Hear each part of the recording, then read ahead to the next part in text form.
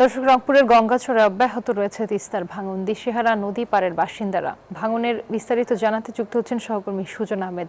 সুজন, নদী ভাঙন পরিস্থিতি বর্তমানে কেমন রয়েছে জানাবেন, আর স্থানীয়দের দাবি কি? প্রশাসনের পক্ষ থেকে কোনো হস্তক্ষেপ দেখছেন কিনা?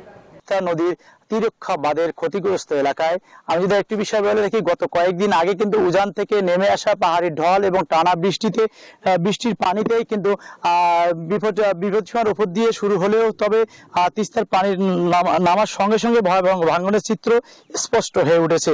আপনি যদি আরেকটি বিষয় বলে রাখি যে নদীর তীরবর্তী স্রোতে ও তীরক্ষা বাঁধের একটি বড় অংশ নদীগর্ভে বিলীন হয়েছে এবং এ পর্যন্ত বিলীন হয়েছে। আপনাকে যদি ক্যামেরার চোখে দেখাই, এই ভাঙনের কারণে কোলকন্দ ইউনিয়ন পরিষদ ভবন ও একটি মসজিদ সহ আশেপাশে অসংখ্য বসতবাড়ি এখন ঝুঁকিপূর্ণের মধ্যে রয়েছে বলে জানিয়েছেন স্থানীয়রা।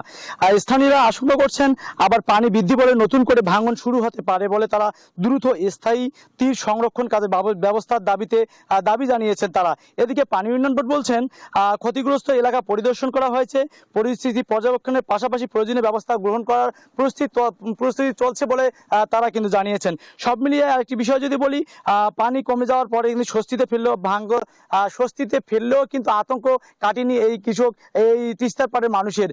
যে তিস্তার পাড়ের মানুষ বলছেন যে প্রতিনিয়তই পানি বাড়া এবং কমার সঙ্গে সঙ্গেই কিন্তু শুরু হয়ে যায় ভাঙন। এই ভাঙন ঠেকাতে কিন্তু পানি উন্নয়ন বোর্ড কিন্তু পানি যখন কমে যায় তখন কিন্তু ব্যবস্থা নেয় না বলে তারা এখানকার স্থানীয়রা জানিয়েছেন। যখন পানি বৃদ্ধি পায় তখনই কিন্তু পানি উন্নয়ন বোর্ডরা এখানে এসে কাজ করবে বলে তারা জানান। এই ছিল রংপুরের গঙ্গাচড়া থেকে সর্বশেষ তথ্য। ফেরত আসছি স্টুডিওতে। রুবা। সুজন, আপনাকে ধন্যবাদ।